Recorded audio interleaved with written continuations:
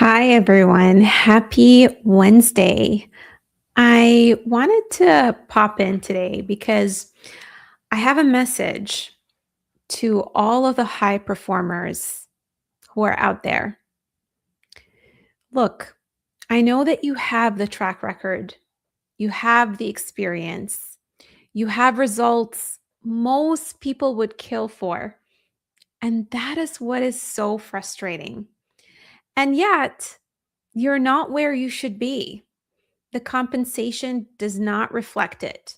The opportunities are not coming. You keep getting passed over for people who are frankly less qualified than you. And everyone keeps telling you to work harder, build more, do more, be more.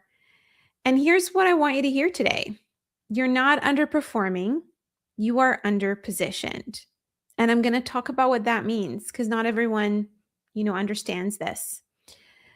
Look, I've been doing this for the last 6 years and I have worked with over 1,000 people. I have seen the patterns, I have studied them. I looked at the ingredients that help people become successful, and I've helped people in different markets. I've seen the financial crisis. I have also seen, the market when the pandemic just happened and there were hiring freezes. I've also helped people through, you know, the worst of the layoffs. And what I'll tell you is honestly based on my experience of seeing those patterns and being a high achiever myself. Because the thing is, if you are in a role and you're feeling stagnant, you're not getting the promotion that you want, or deep inside, there's a voice that's telling you that you deserve more. The thing is, this is not a performance problem. And the solution is not more effort. It is a positioning problem. And I promise you, for most of the ambitious, accomplished people watching this, effort alone is not going to fix this. In fact, I'm going to tell you a little story about effort that happened to me recently. It's why I haven't been posting that much in the past week. So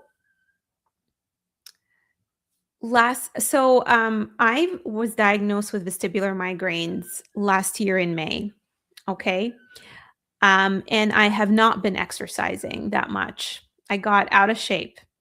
And so I decided that what is going to fix, my condition is more effort. I hired a trainer. He pushed me hard to the point of fatigue. I injured my neck and it created a setback for me. Now, contrasting with going to a physiotherapist who gave me less intense exercise that did not require as much effort, but were very effective and aligned with my needs. And I recovered pretty quickly. So, this is what I'm saying. Effort is not always the solution to what you're struggling with. I know that you're a high achiever and you've been conditioned to always internalize everything and think that the fix to everything in your life is more effort, but it is not. Okay? It is the right strategy. And the strategy that we are going to talk about is a positioning strategy. So I have been studying the physics of what keeps high performers stuck. I am specialized in helping high performers because I am a high performer myself. I was in the corporate world for more than 15 years. I took my salary from 40,000 to 200,000 in a very short period of time. And I understand the psychology behind being a high performer and the mistakes that high performers make. And I will say all of my clients are high performers. They have landed at companies like Amazon and Meta. They have landed at, very competitive, organizations and Fortune 500 organizations. So I understand. I completely understand what you're going through.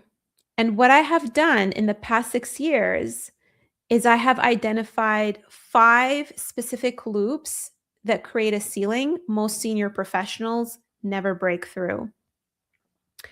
Not because they can't, because nobody ever showed them the map. So today, if you listen till the end, I am going to give you the map. If you want to land, roles between $200,000 to $350,000, then I encourage you to pay attention. This is going to work with you for you whether you are a senior individual contributor with more than 15 years of experience, or you are at the director and VP level. So if you are watching live, I'd love for you to participate because it is not fun when I'm just talking to myself and I'm talking to a screen.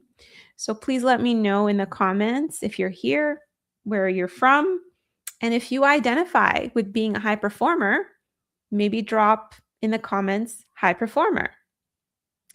Now, if you know a high performer who's been plateaued longer than they should be, I also encourage you to repost this because you never know. There might be someone out there who is struggling. And isn't it great to actually help people out there and share with them this information? It might change something for them and make their day. So now let's get into the different loops. I want to talk about loop number 1. So loop number 1 is what I call the scarcity tax. This is the strategic paralysis spiral. I'm mincing my words today. Bear with me. So there's a Harvard study that found that when your mind is consumed by financial stress, your effective IQ drops by 13 points, you guys. Can you imagine? This is why it's so important to be in an environment that does not stress you out. In fact, when you are in a stressful environment, you become reactive instead of proactive. You cannot think long term because you're too busy fighting the present. I'm sure you all know fight or flight mode, right? When you are in that mode, can you really be strategic? You cannot because you're too busy fighting. Now, you might be thinking that's not me. I'm not financially stressed. But here's what I want you to consider. You don't have to be financially stressed in order for you to be in scarcity mode. In fact, I have actually met people who make beyond $300,000 who are in scarcity mode and who are still feeling like they don't have enough money. And the thing is, when you are in a work environment that stresses you out, you actually spend more money taking care of yourself. Believe me, I've experienced this myself.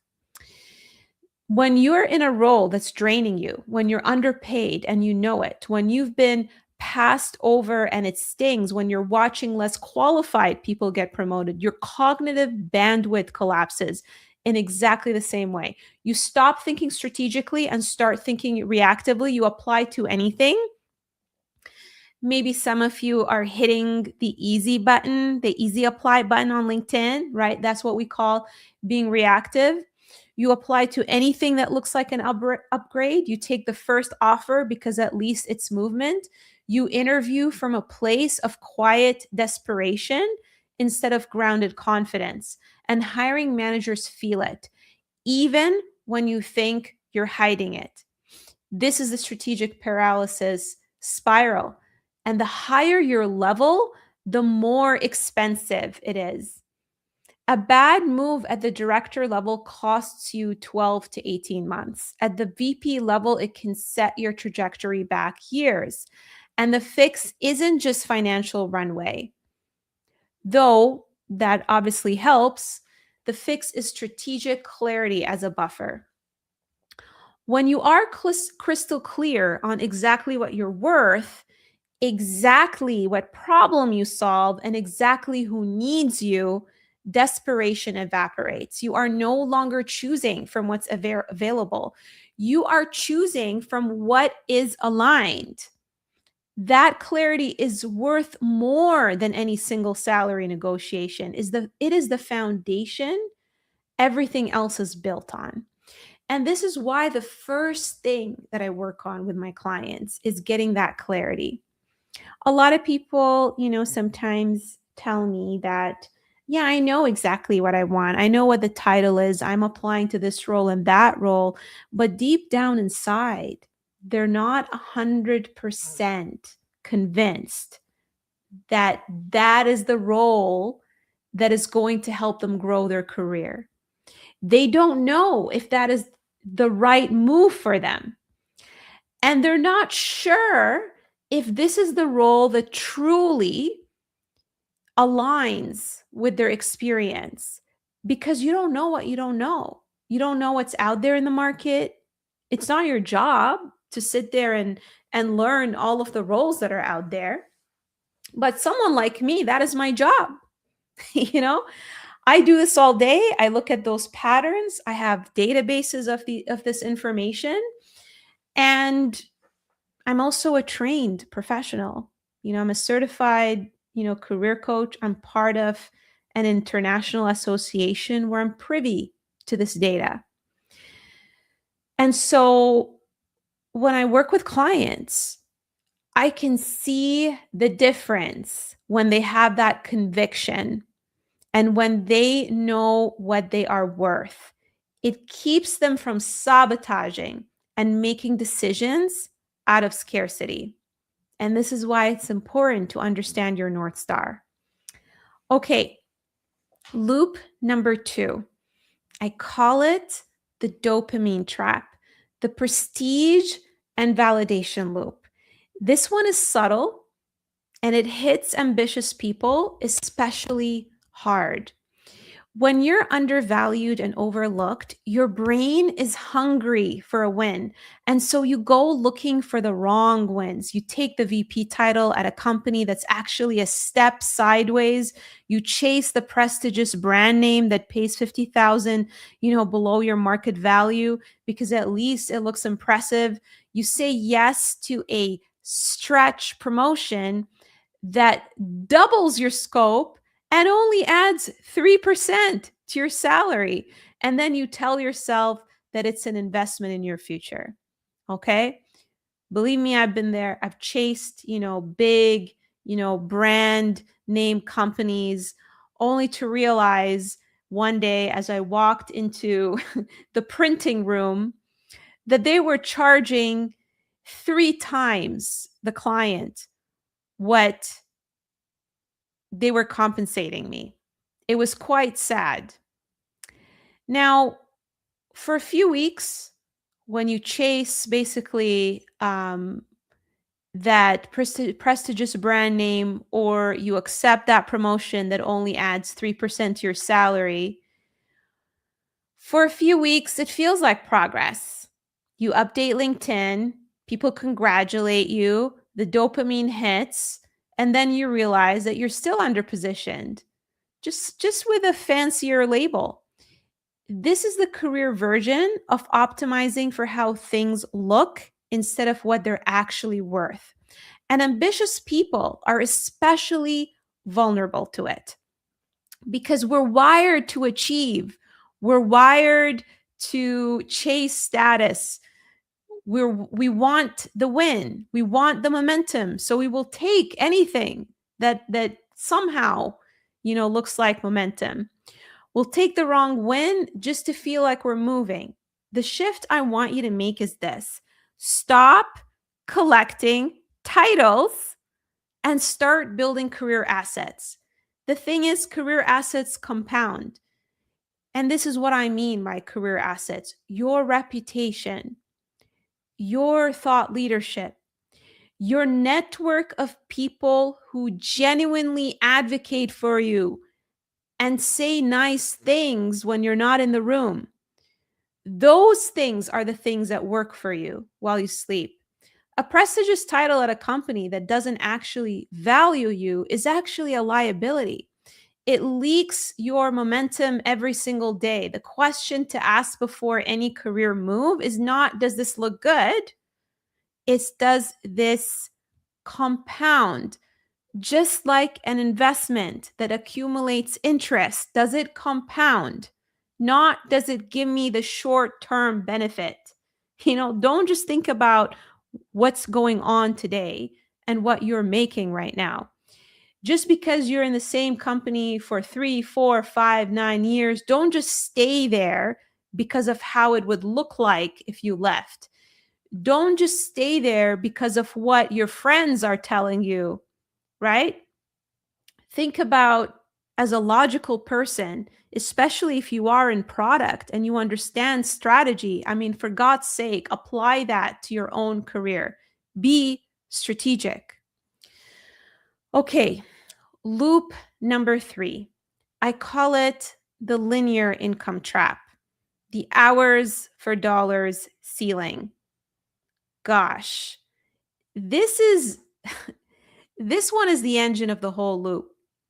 And most senior professionals don't even see it because we are brainwashed to think that if we're paid more, we have to put in more hours. And this is why people sometimes are scared of getting promoted or moving up, because in their head, they think, if I leave, I'm going to sacrifice work-life balance. If I grow, I'm going to sacrifice work-life balance. I've seen individual contributors who put in more hours than people who are at the VP level. Believe me, I've also lived it. I've lived it where I had to pull night shifts in a 9 to 5 job, where I was literally at the client site working on projects from 9 a.m. all the way till 9 in the morning the next day. And I was an individual contributor. I wasn't at the director level. So the thing is, you were taught that career progress is linear. You work hard, you get promoted, you get a raise, you work harder, you get promoted again. But here's the math that nobody tells you. The thing is, the only way, I will tell you in true honesty, because again, I've helped over 1,000 people and I've helped people through this debacle of, should I stay? Should I leave? They promised me a promotion. They've been telling me for 2 years. It kills me on the inside, but sometimes fear traps you from actually making a change. The only way that you are going to significantly increase your salary is if you leave. Guess what? If they didn't promote you a year ago, they're not going to promote you next year. Sorry to say this. It's like staying in a relationship where you keep convincing yourself that the person is going to change. And you get a 4% raise, and then inflation runs at 6%.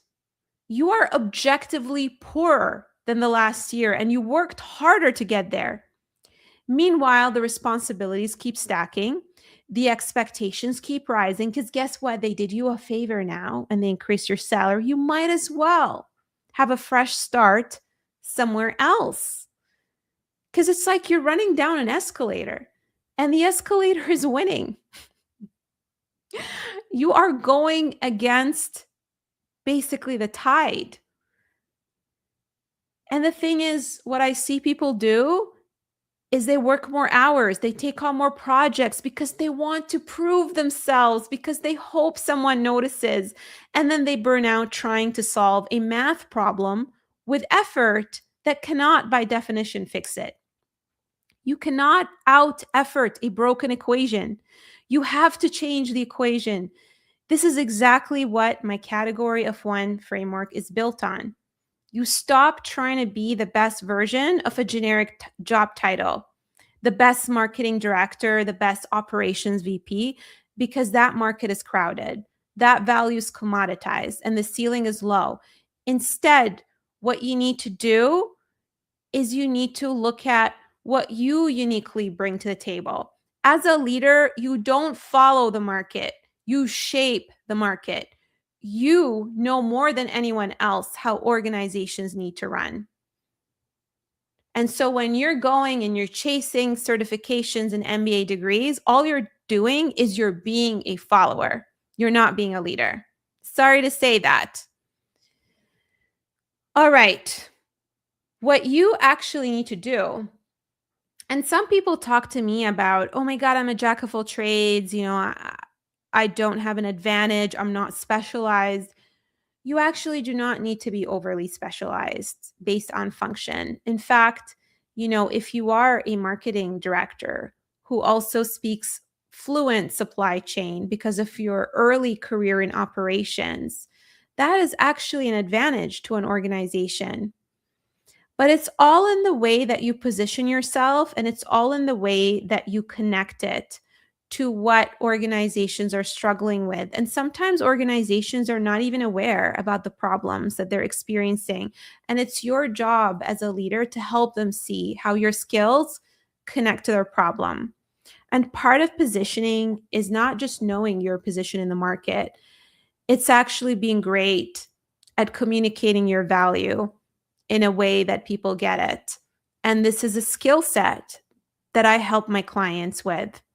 This is how I have more than 46,000 followers, is because I know how to communicate my skill set. So when you stack rare combinations of skill sets, you actually break the linear ceiling. And now I know you're going to tell me I don't have rare skill sets. You actually do, but you just are not aware of it because you've done so much in your career. You just don't see it. You need someone on the outside who can look at it all and ask you the right questions to be able to mine it. And this is what I do with my clients. I actually take the time and the effort to do that. Versus, other service providers who get you to fill out templates, right? And slap together a resume that's a piece of paper. You need to stop being a commodity and become an asset in this market. This is how you're going to thrive in a very tough market, by being different. Okay. So the question that I want you sitting with right now is, what is your unique combination of skill set? What are the 2 or 3 things that stacked together make you genuinely irreplaceable? What do you do better than anyone else? Drop in the comments. I want to read them. All right, so I'm going to talk about loop number 4. Loop number 4 is what I call social gravity. The mediocre peer group. This is the most emotionally difficult one, and I'm going to say it very plainly.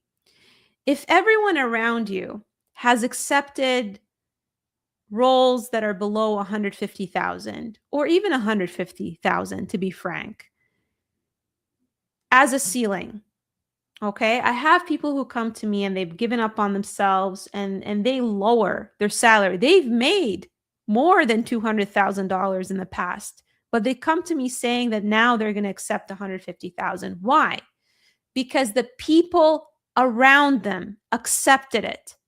Okay? This is called the crab bucket effect. You put one crab in a bucket, it crawls out. But when you put 10 crabs in a bucket, every time one of these crabs tries to escape, the other ones pull it back down. Not because they're evil, but because your escape highlights their imprisonment. So for them to see you, escape, they're not going to want that for you. And so this is why when you're having conversations with people and when you go on LinkedIn, you see all the doom and gloom, because it makes people who are not succeeding feel better to say that the market is bad because they don't want to take accountability. And so you start believing them too, and that pulls you down with them. The career version of this is real, and it is everywhere. It's the peer group where everyone complains about their boss and nobody does anything about it. It's the colleague who says the market's tough, just be grateful you have a job.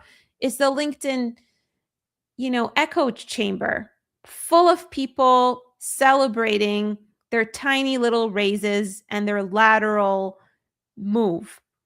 When you are surrounded by people who have made peace with being undervalued, their ceiling becomes your ceiling, not because you chose it, but because you are a human being, and human beings are wired to match the frequency of the people around them. It is literally a survival instinct because you don't want to be rejected. And so this is what you do. Look, I understand you can't always change your zip code, your postal code, whatever term you want to call it. You can't always leave your team immediately, but you can control the inputs into your mind.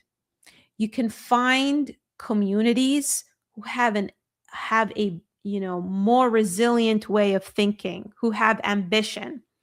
This is why I'm also big on curating communities for my clients and screening people before they come to my program, because I want to make sure that the people who are in my community and my clients, community, is not going to create that crab effect where people are pulling each other down. Instead, I want people who lift each other up. So I invite you to find those communities and to read the biographies of people who have done what you want to do. Find mentors who have achieved what you want to do, not mentors who tell you that your ambition is too big. And critically, you stop seeking validation for your career decisions from people who have never done what you're trying to do. You are the average of the voices you let in. Curate ruthlessly. This, by the way, is one of the things that happen inside my career transformation program. Being surrounded by people who encourage you to have unrealistic goals. Unrealistic goals. And, when you surround yourself by people doing exactly what you're trying to do, that actually motivates you. The shift in what feels possible becomes immediate. Now, I want to talk about loop number 5, the compound void, career equity versus career debt. Einstein said, compound interest is the 8th wonder of the world. He who understands it earns it. He who doesn't pays it. In your career, there is the same divide. Career debt looks like this. You stay too long in a role that doesn't challenge you. Your skills quietly decline. The market moves on. You become obsolete. You stop being someone who learns and starts being someone who maintains. And every year that you do this, the gap between where you are and where you could be widens. Okay, in case there's any misunderstanding, I am not talking about certifications or learning more AI stuff. All right? Because you can learn till the cows come home, but if you don't have an opportunity to actually apply your knowledge, there's no point. Organizations are not going to evaluate you based on what theory is in your head. Organizations are going to evaluate you based on evidence and outcomes. So what I am talking about is the longer you stay in an organization that to you feels layoff proof and safe because you're afraid of what's going on in the market, you are actually creating a prison sentence for yourself of being obsolete. Okay? It's really as simple as that. You become your stagnant organization. And eventually, that organization will not do well financially. And so this is what I'm talking about in terms of, understanding long term versus the immediate term. You don't feel it at first, it's invisible. But one day, you're in an interview and you realize that you haven't done anything genuinely new for the past 4 years, that is career debt. And just like financial debt, it compounds against you silently. Career equity looks like this. Every role builds something that transfers to the next. Your reputation grows, your network deepens, your thought leadership compounds, opportunities start finding you instead of the other way around. The professionals who have escaped the career poverty loop are on this side. They don't apply to jobs, jobs come to them. And, you want evidence because you are very analytical. I will give you evidence. I have a client recently, not even at the director level, individual contributor, went from $130,000 to $200,000. Okay. Because she made that decision where she's not staying in the company for more than 4 years. And her reputation spoke for itself. Her positioning spoke for itself. Her reputation spoke for itself because her and I actually worked together twice over the span of a 4-year period. And she had the strategy to ensure that she is not making herself irrelevant. And because of that, she landed the role. Even though she initially said to me, I don't have a network. Okay. But when you are continuously working on yourself and positioning yourself and selling your value, people will simply come to you because they see your value. This is how you build relationships in a network. How are people who are great at networking good at this?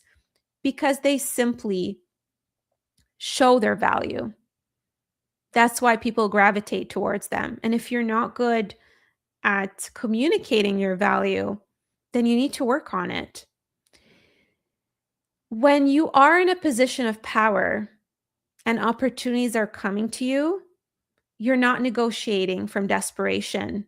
You're negotiating from a place of multiple options. And again, I'm not saying leave your job with nothing lined up, but if you don't have options, that's dangerous. It means you don't have leverage and you want to have leverage. This is how you create escape velocity, and it's available to you, but you have to deliberately build it. If you're sitting here investing in all kinds of things, whether it's your house, you're renovating, you're taking certifications, you've done your MBA, you got to invest in your ability to market yourself as well.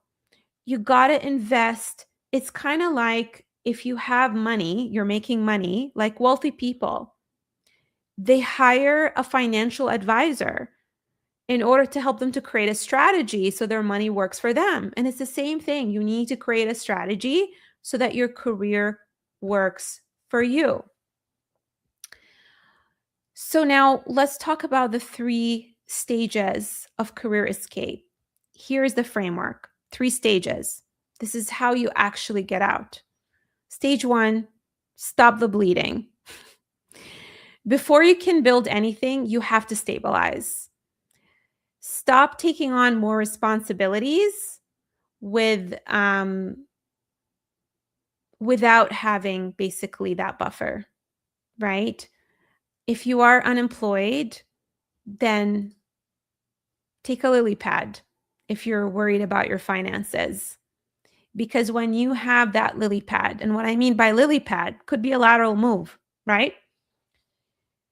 Because it's Maslow's hierarchy. When your basic needs are met, you are going to be able to invest. It's kind of like if someone is not able to pay their credit card debt, they're not going to think about investing in their career. They have to create enough, financial stability to pay off their credit card debt before they actually start thinking about investments and stocks. So this is the same thing. Stop the slow burnout that's eating your clarity. Create enough runway, financial or otherwise, so that you can be in a space where you can think strategically. This is temporary survival mode, but it's done with intention. Once you are past the bleeding stage, then we get into stage 2. This is where you build your career assets. And this is when people come to me usually. This is the best stage when you can actually come to me and future proof your career. This is where we do the positioning work. We clarify your category of one. You get ruthlessly clear on the story you tell about your value, not a laundry list of what you've done, but a precise, powerful articulation of what it is. Okay? You build the thought leadership, you cultivate the network, you stack the skills. This is the work that I love doing with clients.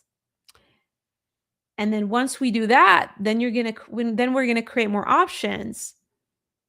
And it's always good to have options so that you can continuously grow your career. And when you understand the framework, you can keep applying it over and over and over again. I have clients who join my program, have the strategy, and now they apply it on their own. Okay, stage 3, escape velocity. This is when your career assets start generating inbound opportunities. This is when recruiters reach out to you. They make you offers that you can't refuse. That happened to one of my clients. He added $100,000 to his previous salary because he had leverage. When your next move is chosen, not accepted, when your compensation actually reflects your actual market value, not what your last employer decided you were worth. Once you hit that stage, the friction disappears and the loops stop pulling, and you can finally move with intention. So here's what I want you to take away from today. I want you to understand that you're not stuck because you're not good enough. You are not stuck because the market is broken. You're not stuck because you need another certification or another year of experience. You are stuck because you are running loops. And I went over those loops. You can rewatch this if you like, if you want to review them. Those loops were never designed to get you where you're trying to go. And the 5 loops: strategic paralysis, the prestige trap, the linear income ceiling, the mediocre peer group, career debt compounding against you silently. These are chains that keep you from, getting to where you want to be. And none of them require you to work harder to break. They require you to work differently. Again, back to my analogy from before. Worked with a trainer, pushed me hard, injured me. Worked with a physiotherapist, gave me more effective exercises, less intense, and I healed. Okay? So it's not always about working more or working hard. It's about leverage and a more effective strategy. When you have the right strategy, when you have the right positioning, when you have the right story that you're telling to an employer that actually resonates with them, and the right moves at the right time, this is when you succeed in your career. So if you're a director, VP, or a senior professional with more than 15 years of experience, and you're ready to stop guessing and start moving with precision, if you're looking for someone who's experienced, who's an expert, who's done this before, who spends days, and hours looking at, job market data and patterns, you are welcome to book a career diagnosis with me. Okay. The link is on my profile. You can find it. I will show you where to find it and how to book a call with me. And honestly, you can simply DM me. But when you DM me or if you send me a connection request, please don't just send me a plain connection request because I get so many. It's hard for me to keep track, right? And I cannot accept every single person. I have a limited number of connections that I can accept. I'm already almost capped. I'm at over 46,000 followers, and LinkedIn limits to 30,000 connections. Okay. So please, send me a personalized message or just hit the message button on my profile. So just going to show you how to book the call with me. So if you go on here, you can click on this button, book an appointment, and it's going to take you to this page that is going to help you understand what is it that I do. And you can click on this button and it will ask you for a couple questions just so that I have enough understanding of your situation. That way we can make the best of our call. The more information I have, the better it's going to help me diagnose the issues that are blocking you so that we can create a plan for you to help you achieve your goals. And if the plan makes sense and we're aligned, we can talk about working together. If not, you have a plan, which is great, right? So I hope that this has been valuable for you. If you have any questions, feel free to let me know in the chat. And yeah, Brandy, thank you so much for sharing that you are a high performer. Okay, so yeah, let me know if you have any questions. And I hope you have a wonderful rest of your, what is it, Wednesday. All right, bye, friends.